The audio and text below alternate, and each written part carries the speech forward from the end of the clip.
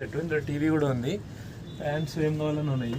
Bike chain అయితే చాలా loose అయింది. ఇదిగోండి ఎంత లూజ్ అయిందంటే ఇగో ఎంత లూజ్ అయింది చైన్. ఇక్కడైతే షోరూమ్ ఉంది. సర్వీస్ సెంటర్ అయితే లోపల గల్లీలో ఉందంట.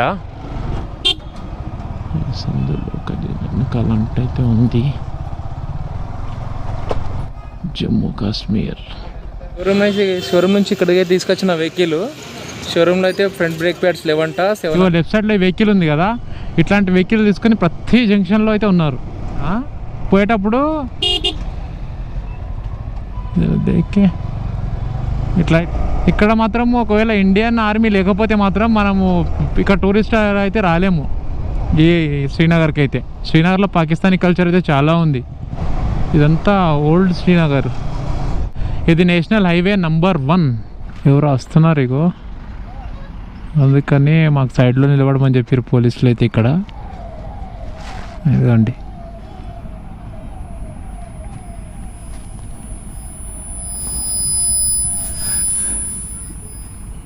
లేదా ఆర్మీ ఎట్లా వస్తుంది చూడండి ఇక్కడ. నాకైతే ఎప్పుడెప్పుడు మనం మబ్బుల పైకి వెళ్తామా అనిపిస్తుంది. గుడ్ ఈవినింగ్ అందరికీ. వచ్చేసరికి అరౌండ్ 6:30 ఏమవుతుంది. ఇప్పుడైతే ఇక్కడ క్యాంపింగ్ వేసుకున్నాం. ఎందుకంటే ఇక్కడ నుంచి కార్గిల్ వెళ్ళడానికి 120 కిలోమీటర్స్ అయితే ఉంది. ఇక్కడ మనకు పోలీస్ నుంచి అయితే పర్మిషన్ రాలేదు.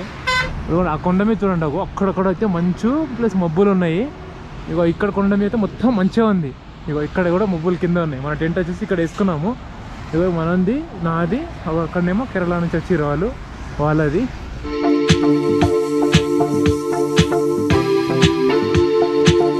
Hi friends, good morning from Srinagar. ఇప్పుడైతే మనం శ్రీనగర్లో నిన్న వచ్చినాం కదా, బోట్ రూమ్ అయితే తీసుకున్నాము. ఈ బోట్ రూమ్ వచ్చేసి మనకు 1700 అయితే తీసుకున్నారు 2 డేస్కి.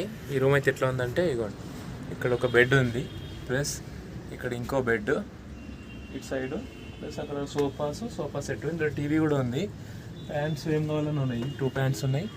ఇలా బాల్కనీలోకి వెళ్ళాలంటే మనం ఇటు నుంచి రావాలి. ఏమండి మొత్తం మన బాల్కనీ. ఇక్కడ నుంచి వ్యూ అయితే ఇట్లా ఉంది. అది కూడా మొత్తం అది మెయిన్ రోడ్.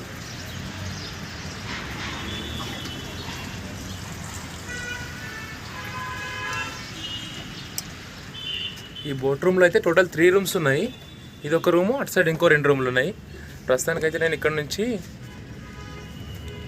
యమహా షోరూమ్కి వెళ్తున్నాను. యమహా షోరూమ్కి వెళ్ళిన తర్వాత ఇదే మన బోట్ రూమ్లోకి ఎంట్రీ అయ్యేది. ఇగో ఇక్కడ నుంచి ఎంట్రీ అవ్వాలి. ఇది మొత్తం బోట్ రూమ్సే. మన బైక్స్ అయితే పైన ఉన్నాయి.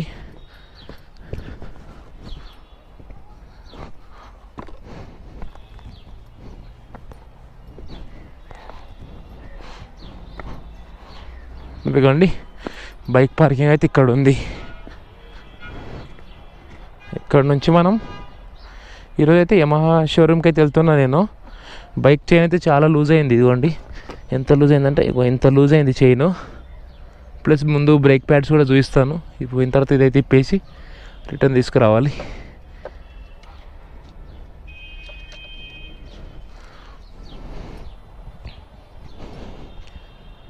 షోరూమ్ అయితే ఇక్కడ నుంచి 1.6 కిలోమీటర్స్ ఉంది. 4 మినిట్స్ అయితే పడుతుందంట. వెళ్దాం ఒకసారి. సైడ్లో ఇవన్నీ బోట్ రూమ్సే.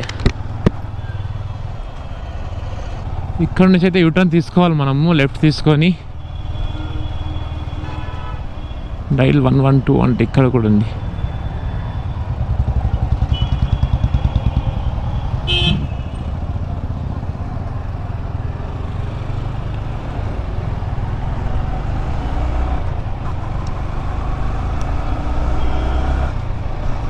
ఇక్కడైతే షోరూమ్ ఉంది. సర్వీస్ సెంటర్ అయితే లోపల గల్లీలో ఉందంట. ఇప్పుడే ఒక ఆయనకైతే ఇక్కడ అడిగిన, వాళ్ళు ఆల్రెడీ సర్వీస్ సెంటర్ మేనేజర్ అంట. ఆయన చెప్పిండు ఆ గల్లీలో ఉందని.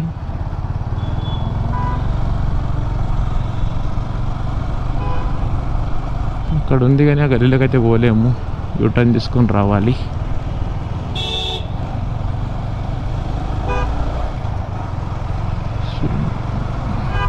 ఇక్కడ వెనకాల ఉన్న వాళ్ళు ఎట్లా కొడుతారంటే ఆరను కొడుతూనే ఉన్నారు. వాళ్ళు కొడితే మన బండి ఏమైనా పడిపోతుందా, ఎట్లా అయితే మన సైడ్ ఎట్లా కొడతారో అట్లా కొడుతారు ఇక్కడ. లెఫ్ట్ తీసుకోవాలి మనం.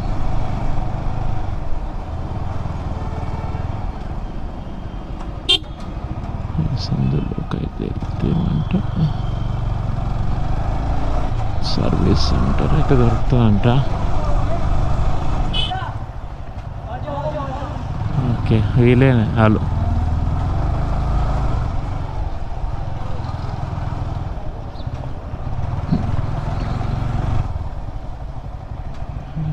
వెనకాలంట అయితే ఉంది.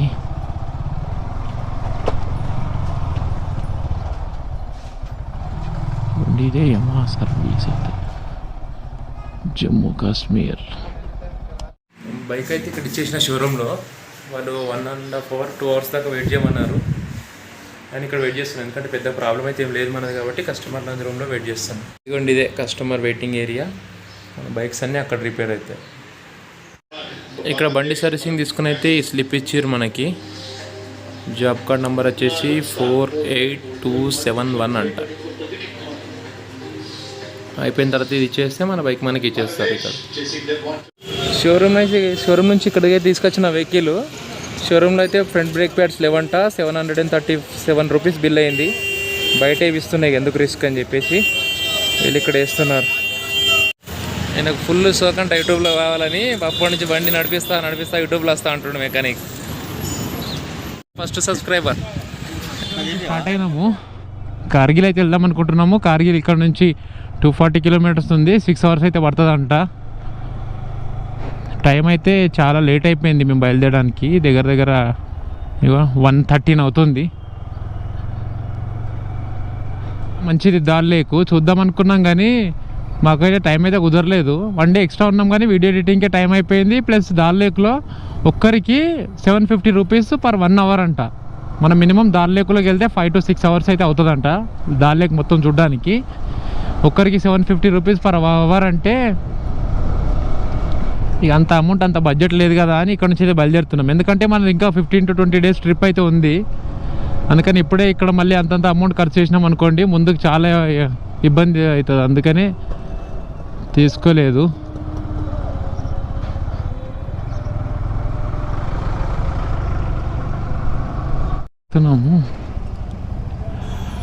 హార్డ్ డిస్క్ కోసం నెక్కుతున్నాం ఇక్కడ శ్రీనగర్లో. ఇక్కడ ఒక షాప్ అయినా అడిగితే ఇక్కడ ఉంటుందంట, లాల్ చౌక్ అని ఉంటుందంట. లాల్ చౌక్ పక్కన ఉంటాయి, మీరు అక్కడికి వెళ్ళండి దొరుకుతుందని చెప్పిండు. ఇప్పుడైతే అక్కడికి వెళ్తున్నాము. ఇక్కడికి వెళ్ళేసి ఇక్కడ నుంచి అయితే బయలుదేరాలి. టైం ఆల్రెడీ ఓవర్ అవుతుంది, 12:30 అయిపోయింది ఇక్కడనే. ఈరోజు వెళ్ళే రోడ్ కూడా బాగా అడ్వెంచరస్గానే ఉంటుంది. అందుకని వీలైనంత తొందరగా అంటే సన్లైట్ పోయే లోపు అయితే వెళ్ళిపోవాలి.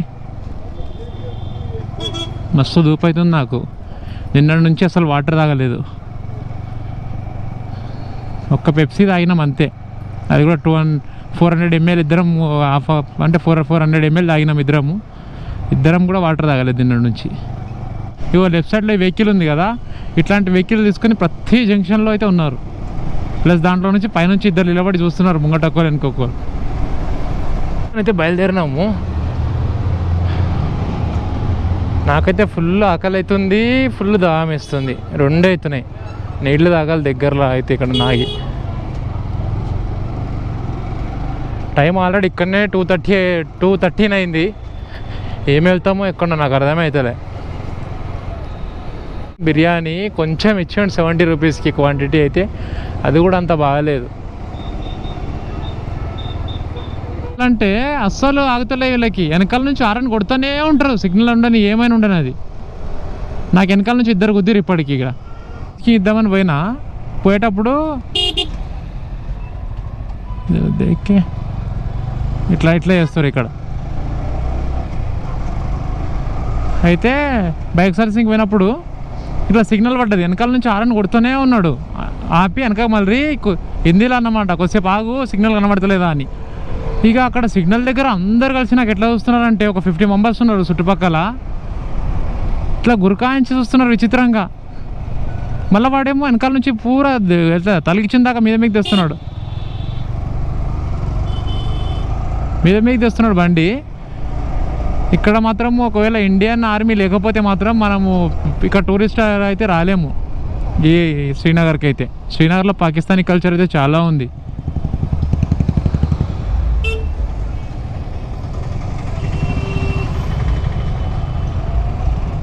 ఈ శ్రీనగర్ మొత్తంలో ఒకటే ఒక దగ్గర ఇండియా ఫ్లాగ్ ఉంది ఆ కొండ మీద. తర్వాత ఇంకొక దగ్గరనేమో ఇట్లా ఒక స్టాచ్యూకి బాగా ఎట్లా అంటే క్లాక్ టవర్ లాగా కట్టింది ఉంది. ఆ క్లాక్ టవర్కి ఇండియాస్ది కలర్స్ ఉంటాయి.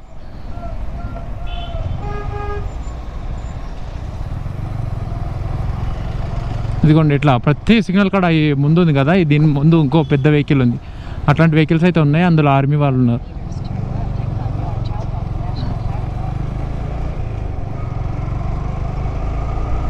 ఇక్కడైతే మొత్తం అన్నీ ఉర్దూలోనే ఎక్కువ రాసినవి ఉన్నాయి. హిందీలో అయితే మనకు కనబడాయి ఏవి కూడా. మ్యాక్సిమం ఉన్నటి అన్నీ ఇంగ్లీష్లో, ఉర్దూలో.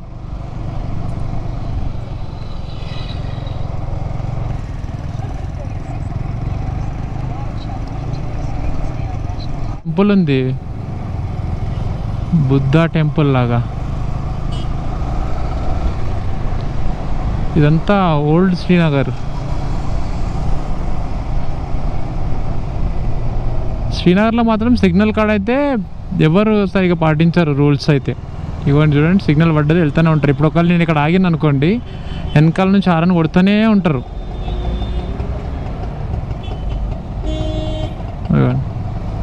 ఇది శ్రీనగర్ పరిస్థితి.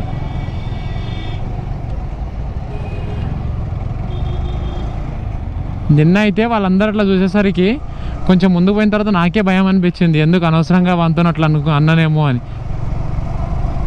కిలోమీటర్ పోయిన తర్వాత అయితే నేషనల్ హైవే నంబర్ 1 మైల్కి అయితే డైవర్షన్ తీసుకోవాలి. ఇంకా కూడా శ్రీనగర్ సిటీ అయితే క్రాస్ కావాలేము. ఆల్మోస్ట్ మనం చాలాసేపటి నుంచే దగ్గర 25 మినిట్స్ నుంచి వస్తున్నాము, ఇంకా సిటీనే ఉంది. ఇది నేషనల్ హైవే నంబర్ 1.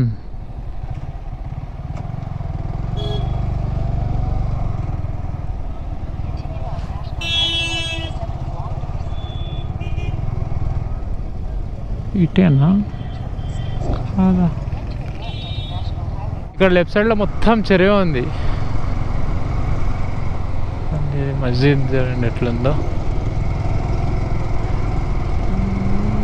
ఇదిగోండి ఇక్కడ లెఫ్ట్ సైడ్లో ఉన్నాయి కదా, ఇది చూడండి హర్యానా హెచ్ఆర్ రిజిస్ట్రేషన్ వెహికల్. ఇది జమ్మూ అండ్ కాశ్మీర్ది. ఇట్లాంటివి చాలా ఉన్నాయి.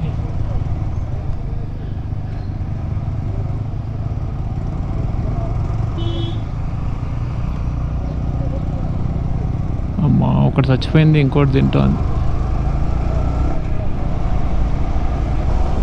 అగో ముందు కొండ ఉంది కదా, కొండ ఆ అంచులు అయితే మబ్బులకు ఆనుకునే ఉంది. అది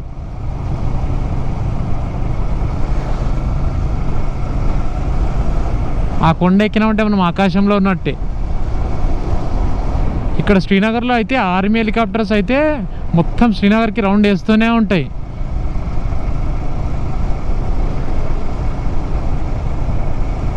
ఏటుకున్న కొండ మొత్తం ఆకాశంలో కలిసిపోయింది. అది అక్కడ మబ్బులు ఆ కొండ కిందకున్నాయి, అక్కడ మధ్యలో. తినేటప్పుడు 2 రైస్ తిన్నాము, 1 పరాటా తిన్నాము, 1 వాటర్ బాటిల్, మొత్తము కలిసి 210 రూపాయలు అయింది బిల్లు. ఇక్కడ ఎట్లా అంటే శ్రీనగర్లో అసలు ఇప్పుడు రోడ్డు మీద ఎవరైనా కలిసారు అనుకోండి, ఇప్పుడు ఇక్కడ నుంచి ఒక కారు వెళ్తుంది, అక్కడ నుంచి కారు వెళ్తుంది, వీరిద్దరు తెలిసిన వాళ్ళు అనుకుంటే అట్లా రోడ్డు మీద ఆపుకొని మధ్యలో అట్లనే మాట్లాడుతున్నారు. అది వెనకాల ట్రాఫిక్ ఎంత జామ్ అయినా సరే, వాళ్ళు హారన్ కొట్టినా సరే వీళ్ళు పెద్దగా పట్టించుకుంటలేరు. ఇగోండి పోలీసులు మాత్రం ఇగో మొత్తం ఆర్మీ అయితే అట్లాంటి ప్లేస్ దొరికిన ప్రతి తావులో ఉన్నారు. ఈరోజు మన డెస్టినేషన్ వచ్చేసి ఇంకా 180 కిలోమీటర్స్ ఉంది ఇక్కడ నుంచి. ఇక్కడ గవర్నమెంట్ బస్సులకి కూడా ఊరు పేర్లు మొత్తం ఉర్దూలోనే ఉన్నాయి. ఎవరు వస్తున్నారు ఇగో, అందుకని మాకు సైడ్లో నిలబడమని చెప్పారు పోలీసులు అయితే. ఇక్కడ ఇదండి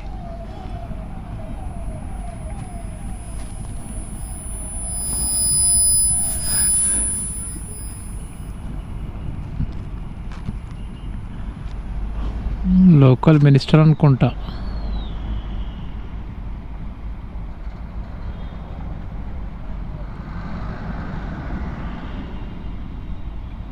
ఇదిగోండి వీళ్ళే మన ఫస్ట్ బ్రిడ్జ్ ఇది ఇంకొన్ని రోజులు అయితే తీసేస్తారు, ఎందుకంటే లెఫ్ట్ సైడ్లో కొత్తది కన్స్ట్రక్షన్ చేస్తుర్రు అగోండి. ఇట్లాంటివి పోతాయి ఇనుప బ్రిడ్జిలు. ఇక ఇది లోకల్ పోలీస్ డ్రెస్. ఇక్కడ 2 టైప్ పోలీసులు ఉన్నాయి. ఒకటేమో నాకు తెలిసి సివిల్ పోలీసులు ఒకటి ఉన్నది, అది నార్మల్ డ్రెస్ లాగానే ఉన్నాయి. ఓన్లీ ట్రాఫిక్ పోలీసులకు మాత్రం అట్లా ఉంది డ్రెస్. ఇదిగోండి ఆ గట్టు మీద చూడండి, మధ్యలో 2 గట్ల మధ్యలో ఇల్లు కట్టుకున్నారు వాళ్ళు. ఇక్కడైతే మబ్బులు అయితే గట్టు మీదే ఉన్నాయి డైరెక్ట్. ఈ గట్టు కూడా అట్లనే ఉంది. ఆ గట్టు మీకు ఎక్కితే ఆకాశంలోకి ఎక్కినట్టే మనం. ఇక్కడ ఉంది చూడండి కార్గిల్ 174. శ్రీనగర్ రైట్ వెళ్తే 30 కిలోమీటర్లు అంట. అంటే శ్రీనగర్ నుంచి 30 కిలోమీటర్స్ వచ్చినాం అనమాట. A395 ద్రాస్ 192. ద్రాస్ 192నా 92నా? ఇక్కడ మన సోన్మార్గ్ వచ్చేసి ఇంకా 47 కిలోమీటర్స్ ఉంది ఇక్కడ నుంచి. మనం ముందుకు వెళ్ళినా కొద్దీ టెంపరేచర్ అయితే బాగా కూల్ అవుతుంది. నాకు తెలిసి ఇప్పుడు 17 degrees ఉంది ఇక్కడ. ఎందుకంటే ఇంతకుముందే నేను గూగుల్లో చూసిన 17 degrees చూపించింది.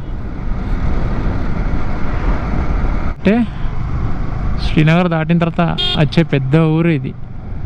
చాలా పెద్దగానే ఉంది ఈ ఊరు కూడా.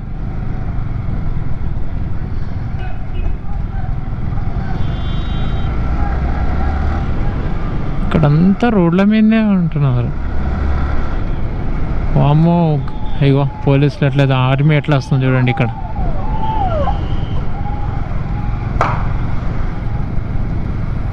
ఇదండి పెద్ద పెద్ద గన్స్ పట్టుకొని అయితే వస్తున్నారు. నేను ఇవ్వండి బైక్కి ఇక్కడ ఇది కట్టినా కదా, ఇది అక్కడ మన వైష్ణోదేవి మాత టెంపుల్ దగ్గర తీసుకున్నది. ఇక్కడ కాశ్మీర్లో అందరి చూసి నువ్వు హిందువా అంటున్నారు. ఒక 2-3 అడిగారు నువ్వు హిందువా అని. అవును హిందువా అన్న.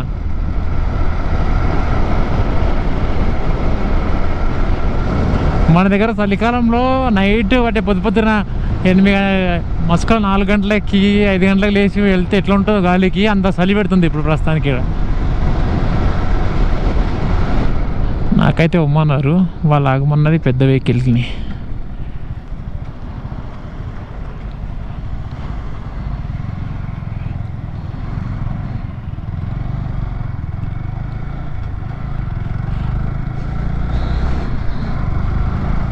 అయితే ఎండ అయితే వచ్చింది, చల్లగా అయితే ఉంది కానీ ఎండ వచ్చింది. ఒక్కసారి చూడండి ఇక్కడ ఎంత ఉందో వ్యూ మాత్రం. పక్కనే రివర్, అక్కడిక్కడ పెద్ద పెద్ద కొండలు.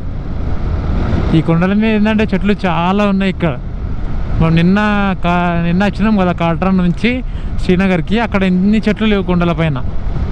ఇక్కడ చాలా ఉన్నాయి చెట్లు. ఇంకో ఆ కొండ పైన కూడా మంచి ఉంది. కొండ ఉంది కదా దీనిపైన మబ్బులు ఉన్నాయి. ఆ కొండ వెనకాల కొండ పైన చూడండి ఒకసారి ఎంత మంచి ఉందో.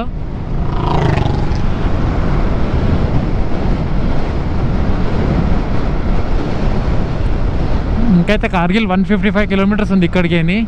టైం 4:26 అవుతుంది. వెదర్ మాత్రం ఫుల్ కూల్ అయిపోయింది. ఇదిగో చూడండి ఇక్కడ మబ్బులు చూడండి, ఆ కొండకి ఆ మబ్బులకి, ఆ కొండ కన్నా కిందికి ఉంది మబ్బులు. నాకైతే ఎప్పుడెప్పుడు మనం మబ్బులపైకి వెళ్తామా అనిపిస్తుంది.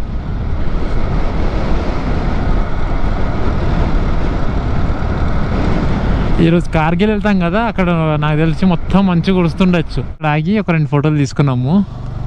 అదిగోండి స్ట్రైట్ కనబడుతుంది కదా మొత్తం మంచు కొండలు.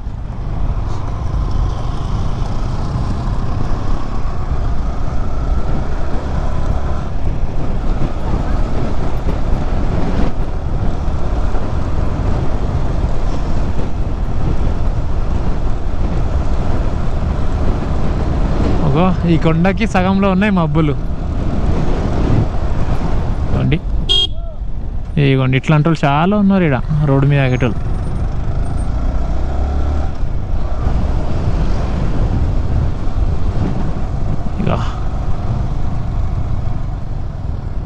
ఇక మేఘాలు కొండ కింద ఉన్నాయి. కెమెరా అయితే లోపల పెట్టుకుంటున్నాము ఎందుకంటే బాగా వర్షం వస్తుంది ఇక్కడ.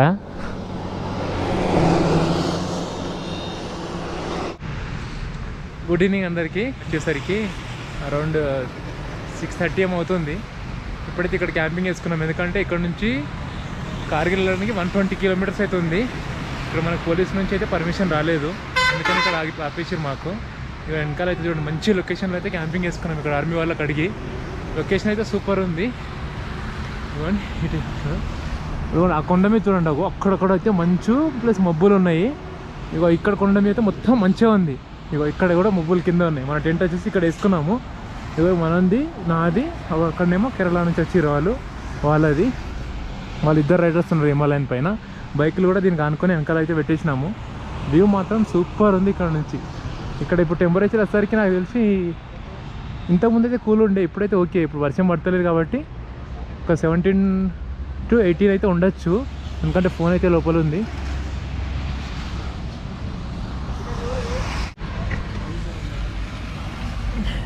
ఇదే మన టెంట్ లోపల వచ్చేసరికి బాగుంటుంది. ఇగో ఇట్లా వెళ్ళేసి ఆరామ్సే వండుకోవచ్చు ఈ టెంట్లో. ఇద్దరైతే కంఫర్టబుల్గా వండుకోవచ్చు. ఇక్కడ వండుకున్నాక ఎంత స్పేస్ ఉంటుంది. అక్కడైతే బ్యాగ్ పెట్టేస్తా, ఇక్కడ ఇంకో బ్యాగు, ఇక్కడ హెల్మెట్ అయితే వస్తుంది. సో